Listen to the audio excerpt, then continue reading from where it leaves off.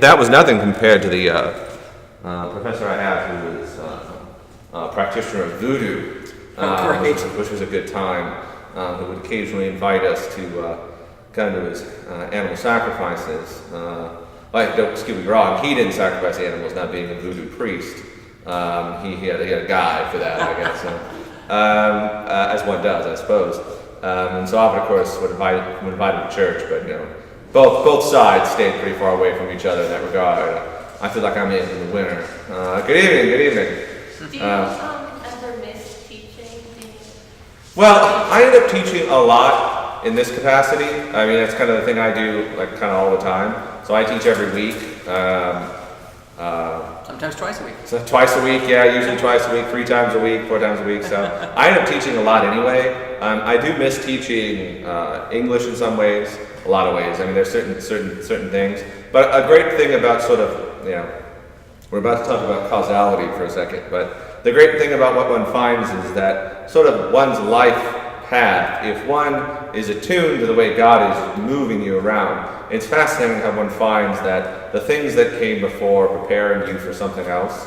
And so as talking about college, when I was an English major, I was studying literary analysis. How do you take a text and figure out what the author is saying? And actually, it's a really great way to think about reading the Bible. I mean, when you come to it and say to yourself, not exactly how does this thing make me feel, but what is the author actually trying to say? In this case, God. You suddenly find yourself, with the tools in a lot of ways to kind of think through that, right? Now, was that necessarily the thing that Dr. Jill Scott was trying to teach me when I was learning literary analysis in her class? Absolutely not. She was not a Christian lady, let's just put it this way. But I did gather that from her, that experience. Again, I would say I think the vast majority of the professors I had as an undergraduate would be aghast that I was using some of the things they taught me to spread the gospel. But, they don't get to decide those things. It is amazing how God will use even the most terrible people and just okay people for his purposes as well. So I do miss teaching in that regard. But again, even the things I learned teaching you guys for those years, those are definitely things I still use in my everyday teaching. Again, helps me to better teach about God, which is not a bad thing, as it turns out. Also, teaching grammar prepares one for the intractable problem, especially English grammar, the intractable problems of God as well. Anyway, so tonight we're going to talk about the God as cause and natural cause. I call tonight's topic causes of frustration, right? And the reason is because so often when atheists and theists, people believe in God, are arguing about God, they tend to be arguing past each other in a lot of ways. There's kind of sort of a practiced ignorance that can kind of develop. There's a sense in which the person isn't trying to change the other person's mind. There's a sense in which they just kind of want to fight them, right? And this grows out of a lack of sort of a philosophical framework for talking about God. It becomes sort of a contest of wills, rather than actually two people trying to figure out whether or not this God actually exists, which is an incredibly important thing to know, right, in any event. So, we're going to kind of have 2 categories of people, right? So we have our atheist, Sam, kind of like this. Hi, Sam. Our theist, Bob. Bob's also a Rastafarian. Good game. Thanks, Bob. Okay. So we got atheist, atheist.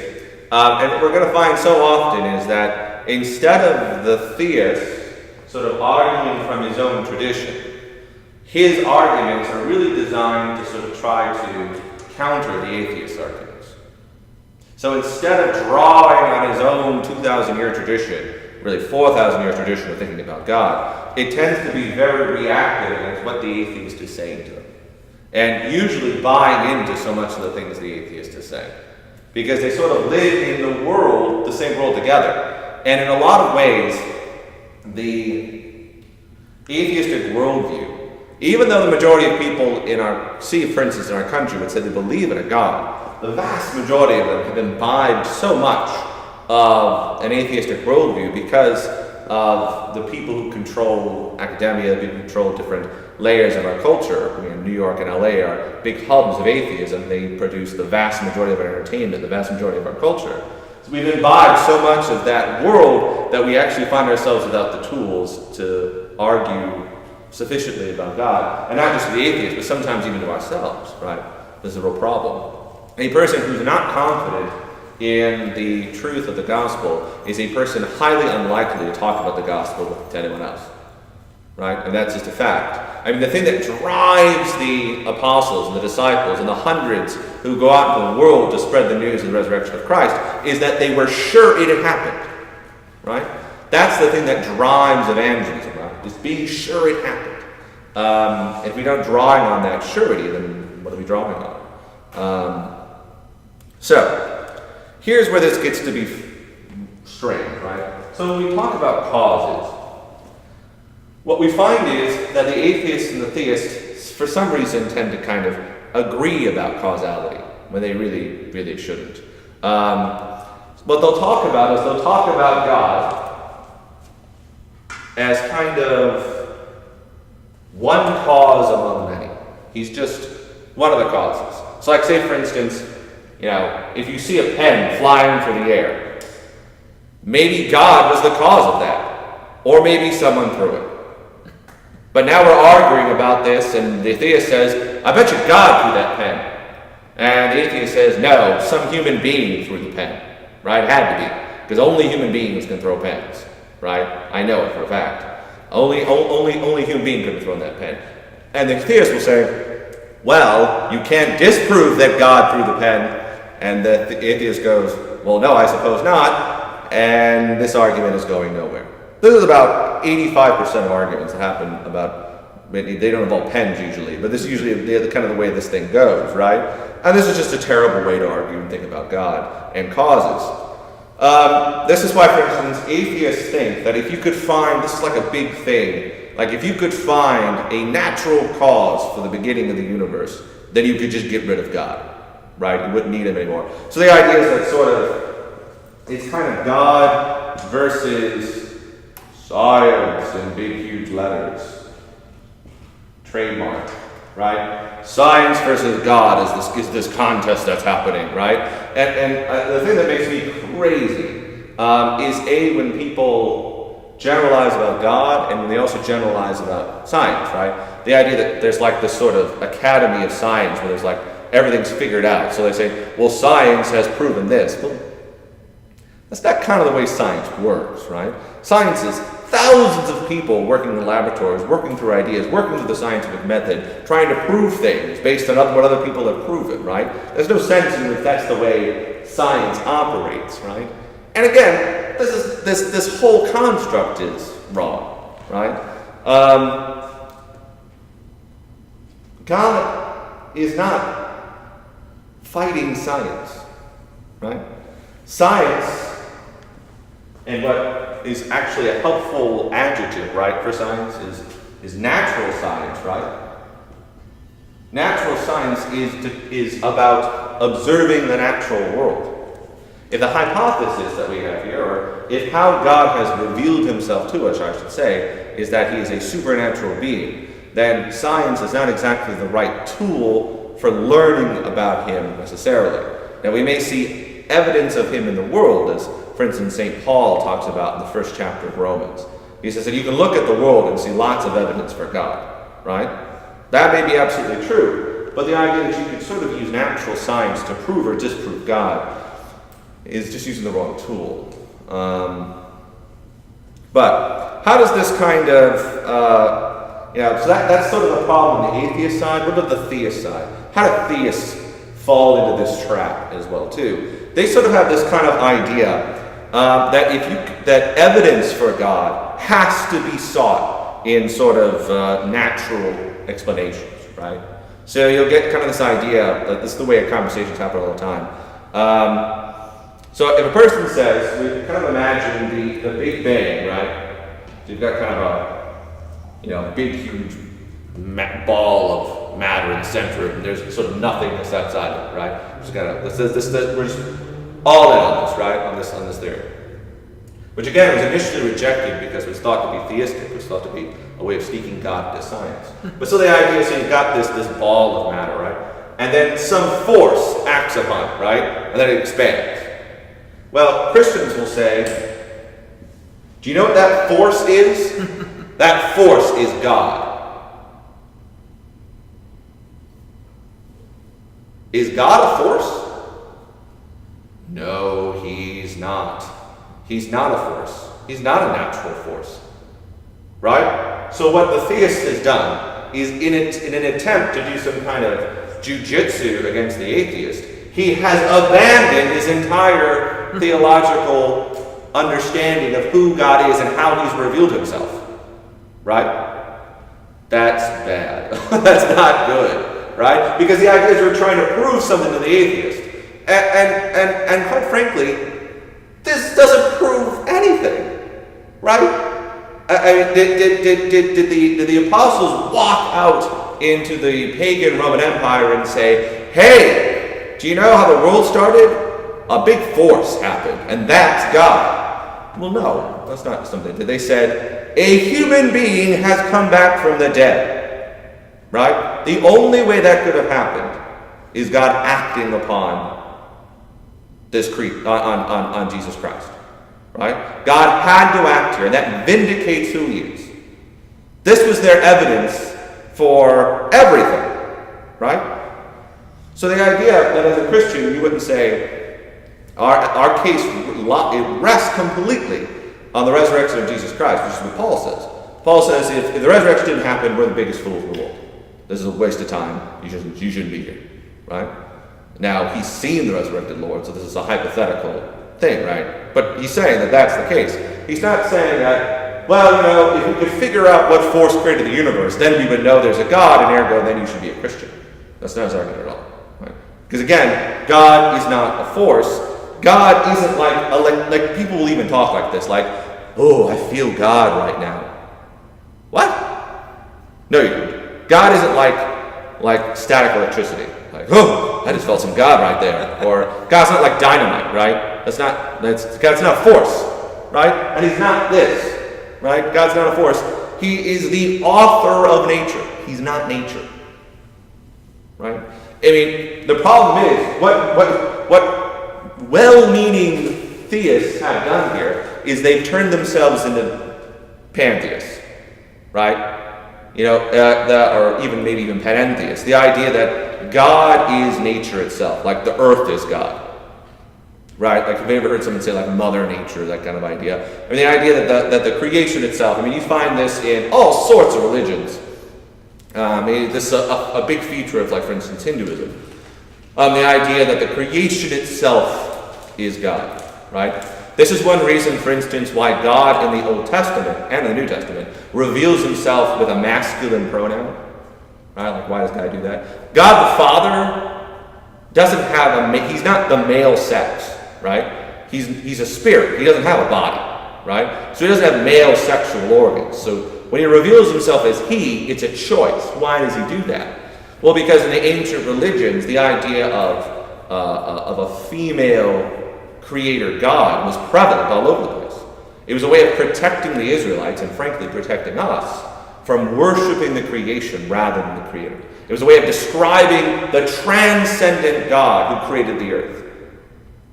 Who's not part of the earth. If he's part of the earth, then we're pantheists. If he's part of the earth, then we're worshiping a different God. If he's this force, we're worshiping a different God. Right? He's not that. Right? And it's so easy to fall into this trap.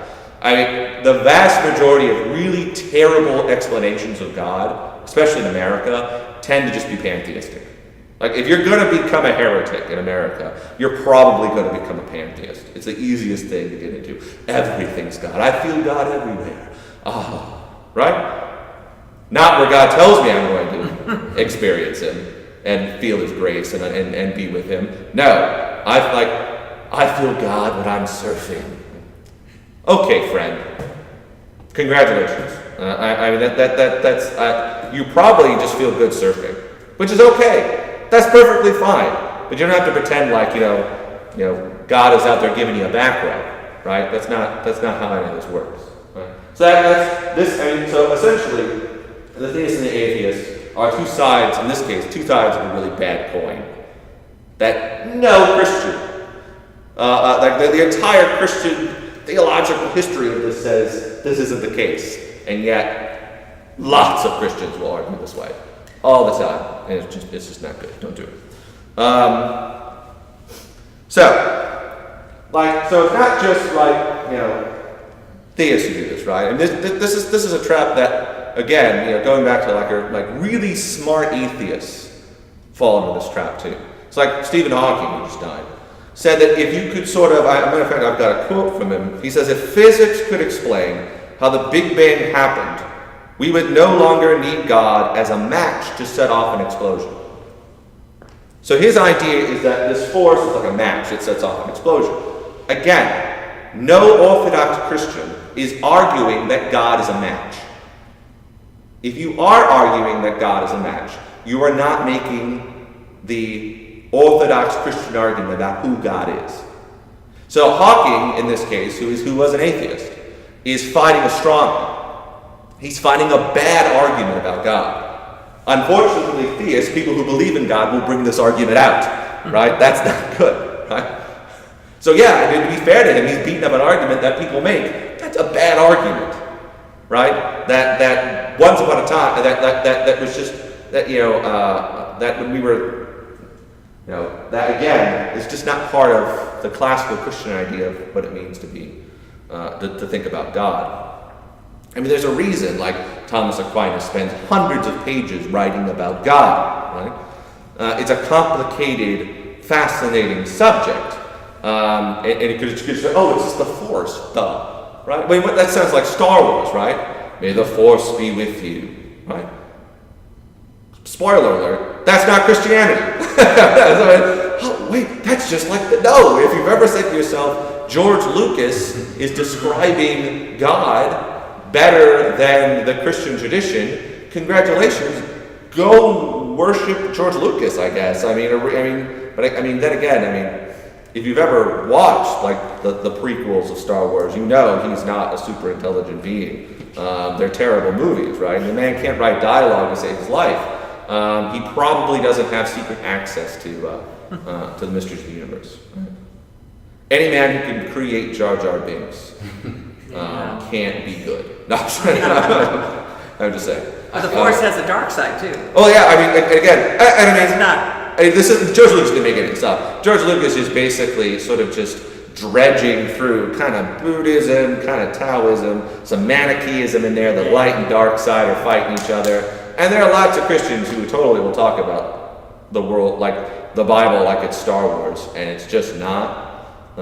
God is not the light side fighting an equally powerful dark side. That's just not the case at all. It's like Godzilla versus Bambi, right? And that's a much bigger, better picture of this. Satan is a creature. We're creatures. God is creator, separate, right? Not the Force, right? Okay. That's really key, because this is a thing that is just all over the place. All right, moving right along. So, again, the classical Christian position is against both of these ideas. There is absolutely nothing wrong with saying that the beginning of the universe was a natural occurrence. A Christian can absolutely say this, right? What do we mean by that? In that the events and procedures, all of that unfolded and it obeyed the laws of nature. Because who created the laws of nature? God, who's the author of nature. He's not nature, he's the creator of the laws of nature. So if he was going to create the earth, he would use the laws of nature that he created, right? That's not why Christians argue like, well, no, why would it couldn't be natural. Why would God not use natural means? He does it all the time, right? I mean, every person in this room was conceived and born through natural means, right? Was God not involved? Of course he was, right? For some reason we're not ready, theists want to argue that not here though. That's not where it happened. Because that's the way I prove that God exists. Stop, pump the brakes. This is a terrible argument that you will lose. Just like we would expect the first words of a novel to obey grammar, right? We would expect the first moments of creation to obey the laws of nature, right? If you open a book and it was just blah, blah, blah, blah, blah, blah, blah, blah, then 10 pages in it started making sense and using the regular rules of grammar and sentences, you would just skip all those pages and you would have no idea what's going on. It would be descriptive. Why would a super intelligent God do that? He wouldn't. One would expect the beginning of the universe to be natural, right? But that doesn't mean God isn't involved. That's what we have to be so careful of. Because we're buying into this dichotomy where it's natural science versus God, where God is the king of natural science, right? He's the Lord of it. He's the Lord, he's the creator of heaven and earth, right? Of everything, right? So, why the confusion? Why does this confusion happen? It's because atheists and theists, so many of them, don't understand the difference between primary and secondary causes. Right? This is a huge idea in thinking about the world as a Christian. So this is, again, one of the main sources of scientific atheism, is not seeing the difference between a primary and a secondary cause. This is a Christian philosophical, theological idea, and it's absolutely necessary for being able to look at natural revelation, what we see before us, and understanding how God works. Right? So let me give you an example of how this works. So there's a great book I highly recommend it called The Brothers Karamazov, written by Fyodor Dostoevsky, right? Who's a fascinating character in of himself. The book is great. It's a fabulous look into the difference between Greek Orthodox Christianity and Roman Catholic Christianity as well, the Western and Eastern traditions. It's really interesting to see it from the Eastern perspective, which he was. But anyway, it's also a huge book about these brothers and their terrible father, Fyodor Karamazov, who's the worst person you could possibly imagine. Terrible. One of the great literary bad guys, and like everybody's terrible father is Fyodor Karamazov, right? He's the worst. He's sort of the epitome of it. He's also the anti-God character of the book, right? We call God Father for a reason, right? I mean, here is that anti-type, right? Fyodor Karamazov. And at one point, Dmitri, who's the oldest brother, who was abandoned by his father, he abandoned all of his kids, but even though he was rich, he sent them all away because he didn't want to be with them when their mothers died. But Dmitri shows up and just beats the mess out of them, right? And it's bad because Dostoevsky messes with your brain because you're like, yeah, beat him up. And then you're like, ooh, do I really want, where'd that come from? I probably shouldn't want this kid to beat up his dad, this old man. Like there's something, but it's weird because he's built up this character so horrible. You're almost like, yeah, get it. Like you want to get in there and get some blows in. But he's testing us, right? He's testing us. What would we do in that situation? But the question we have to ask is, who beat up Fyodor Karamazov? Who beat up the dad? Right? Who beat him up? Well, the obvious answer is Dmitri. Right? Dmitri beat him up. Right? And who else? Who else caused it to happen? God. Dostoevsky. Oh, the author. He wrote the book, right? Like none of the stuff we're reading about, none of the feelings we're feeling, none of the things that are happening would have happened if not for Dostoevsky writing it all down, right? So yeah, the cause, I mean, the person who beats up Fyodor Karamazov is his son, Dmitri, but the cause of all of it is the author of the book, right? This is a good way of thinking about primary and secondary causes. So the horizontal cause is Dmitri beating up his terrible dad. The vertical cause is the author of the book. It's Dostoevsky who writes it all, who creates all of it. It's a really good way of thinking about it. And then you can kind of move that to the earth. What's interesting is that Dmitri and Dostoevsky are not in competition, right? They're in different categories, right? They're not fighting against one another. It isn't like this. It's just there are different causes, categorical causes, one primary and one secondary, right? So in an analogous way, in an analogy, we could say that the natural causes events within the universe that scientists study are the horizontal causes, and you could say the vertical causes are the primary causes, right? So when you look out in the world, we're really studying that second causes. We're not really thinking yet about the primary causes of the first causes of things, right? So it would be a way of saying that just as Dostoevsky is the author of the Brothers Karamazov, he's the first cause. God is the first cause of the universe, right? He's in the and this brings up a whole new run of questions we can sort of work through our heads. Like, does that make God culpable for evil in the world? That should absolutely be things we should be thinking about, right? This is Christians have thought about this and wrestled with this for centuries. But what we have to recognize is that God is the author of the universe, 100%. And he creates that universe through his first cause of making it happen, and he's active still within those secondary causes, right? I mean, Dostoevsky is still writing, holding his pen and writing the words, right? That doesn't mean that the people within the drama, should we say, the creation itself, aren't also acting, right? I'm beating up, Dimitri's beating up his dad, or I'm beating up my brother. More likely he beats up me. But anyway, that's happening, right? That's a thing that's happening. We're still actors within that drama. So Dostoevsky through the pen. Right, Dostoevsky through the pen, right? At the end of the day, right, the question is, did God throw the pen or did a human throw the pen? You would not be wrong to say yes. Now, there's a lot more we got to parse in that, right? But yes would not be a terrible answer. And that's okay, because they're different categories we're looking at. They're not in competition with one another. God is not in competition with the natural causes of events. Right? He's not fighting science somehow. Like, what even that be? Is that like I have this image of Einstein with a broken beer bottle fighting St. Paul. Like, that's not how any of this works, right? And Einstein better watch out, because St. Paul has a wicked left hook, as I understand it. He also has a big forehead. There was an old, that's one he was made. They used to make, when certain interlocutors, people he would argue to make fun of him.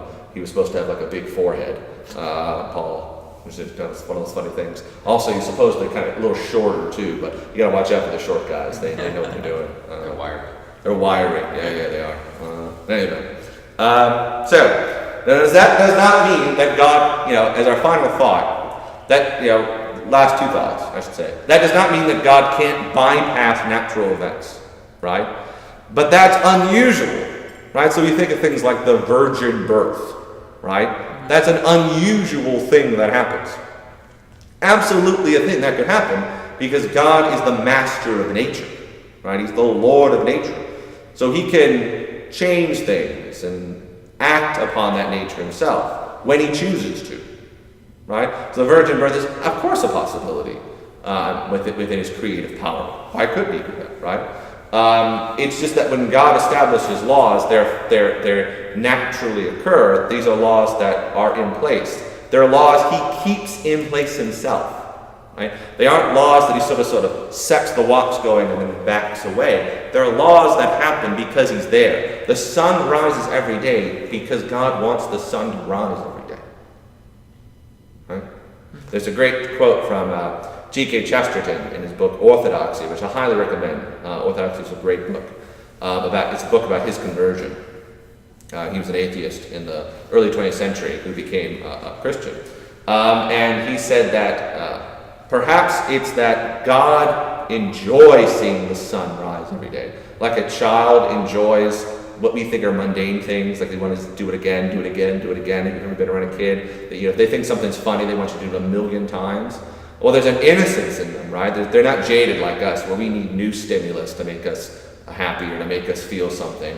Well, there's a sense in which Chesterton says, what if God's like that child, right? Not in that he's simple, but in that he enjoys things. He can't be jaded by the creation. Right? That's a beautiful idea, and absolutely certainly a possibility. So, what we find is that God is equally the cause and fully the cause of all natural events. Every natural event happens. So again, this force that we're talking about starting everything, is he the cause of that force? Yeah, but he's not the force. No, right? We have to be so careful when I'm thinking about that. But it also means that God amazingly chooses to use natural things to move his purpose along, right? And God chooses to use human beings, right? I mean, that's something we see all the time in the Bible. We see, feckless morons that God picks out of the world and dusts them off and sends them off to do his bidding. I mean, how oftentimes in the Old Testament does he pick like liars and cheats or second-borns to show his glory and power? That it isn't these people, it isn't the people you would suspect in an evil world who are actually his agents. It's the people you kind of least expect are the people he chooses and uses. A whole bunch of fishermen is not exactly the people you would think would be the ones to change the whole world, but, well, that's where you're going to go. That's who he picks. Tax collector. Nope, that's not how stories work. It's funny is stories now work that way because that's how God worked then, right? Like we get these sort of anti-heroes. I think if we hold that in our mind, we start to recognize how important it is then when God calls us out of the world as the church, as the ecclesia, the called out people, to be the people who he operates and works through as these kind of secondary causes throughout the whole world of manifesting his glory, right? That is God working in the world, just as much as he was working at the beginning of the world, right? I think that's such a key thing to recognize as Christians, and to not accept the terms of debate from people who don't know our history. We stand on the shoulders of the people who come before us. We stand on the shoulders of the apostolic witness, and we should use that knowledge and witness and thought all the time, and not just sort of fall into this trap. So I think that's actually a very awesome thing, that God uses these secondary causes for his glory, and that we can be part of that. That he doesn't just kind of come boom, boom, and just sort of laying waste to things, or even come in and just sort of brush us aside and do it all himself. Which he could, right? I mean, God could do that. But he finds it fitting to use us every day in our own little ways, little platoons of grace and love and mercy in the world. That's a fantastic thing. That's a wonderful thing. That's a gift to us, actually. I have to imagine it probably is annoying to God most of the time. Like, oh, geez, come on, guys, let's go. But it's a gift to us to allow us to be able to do that, actually.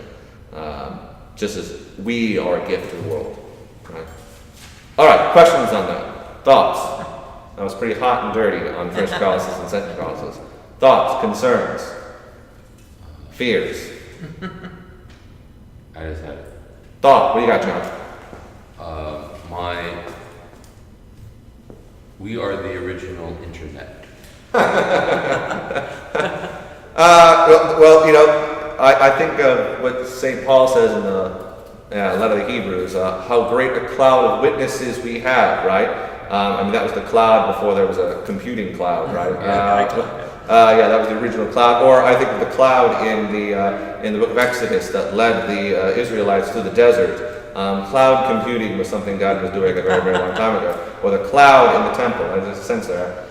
But yeah, the interconnectedness of the body of Christ is very much an idea of being together, being united. So much of what the human experience within the church is about being united to Christ and being united to each other supernaturally in the waters of baptism and in the body and blood of Christ at the Eucharist. The communion, we call it that, right? That's what that's about. Big part of it. There's a lot of things going on there, but that's a big part of it. Yes. Yeah. What do you think? Yeah, I was finding it funny that the first firewall, The first firewall. which is, to keep which in networking keeps people what you don't want out. Sure. And I think of the cherubim or the flame of fire keeping Adam and Eve out of the Garden of Eden. Or Absolutely, yeah. or the Moses and the Israelites as they're The escaping. cloud of the pillar of fire at night, right, that guides them around. And again, you should see that same pillar. Where else do we see that pillar? We see it on a couple of occasions. Right? We see it on Pentecost, right? That the fire comes back, right? And this time, instead of it being out there, it goes inside the apostles, right? It starts to dwell with them. That's something that, again, that's for instance why confirmations. What is the color of the vestments? What are the colors on the altar? It's red, right? To remind us the same thing as Pentecost. Remind us that Holy Spirit lives within us, is inside of us, and He's, a fire inside us. Ooh, that's something. Yeah. But yeah, that's absolutely. It's a big idea, right? And to the argument of why does God not, stop? Why does not He fix everything right now? Sure. But does a conductor stop a symphony because of off key? No, I think you're on the right track, and this is not my example, but very wise people have used it before, of thinking of all the creation as a symphony, right? And of course you're going to have parts of it that they're atonality. You're going to have parts of it that are off, but there's a sense in which, but this very carefully, that we have to trust God. That the existence of evil in the world is part of creating a perfect world to come. There's a sense in which we just have to trust Him on it. And any God big enough to be in control of everything has to be bigger than what, has to know more than we can possibly contain in our heads, has to know more of how all this works out than we could ever possibly get, right? And so the idea of a conductor who knows the entire score and is sort of above and can see how it all works out is not a terrible analogy at all. I think it's a very good one. It's used by a lot of good theologians, that kind of idea of that. And say, times 1,000, right? There's a sense in which God's not only going to allow the trombone to miss a note or the violin to break a string. He's not only going to allow that to happen, or permit it, is kind of the idea, right? He's going to use it for His glory and for the glory of the new heaven and earth to come. Like, He's going to take that and use it for His purposes. Pete Townsend could come in and start smashing things up, right? And God could still use that for His purposes. Yeah, because there's no sense in which you can undo that. And of course, the greatest example of that is the cross, where Satan thinks he's won the day he crucifies God the Son. But in fact, that's the day he lost. The same way is when you kill a Christian, when you martyr a Christian, it looks like you've won, but it's really he or she who's won. And wrapping your head around that takes a minute. But it makes sense of, for instance, what St. Paul says in Romans 5, which is such a great example of this. We could go through this all night, but what he says in Romans 5,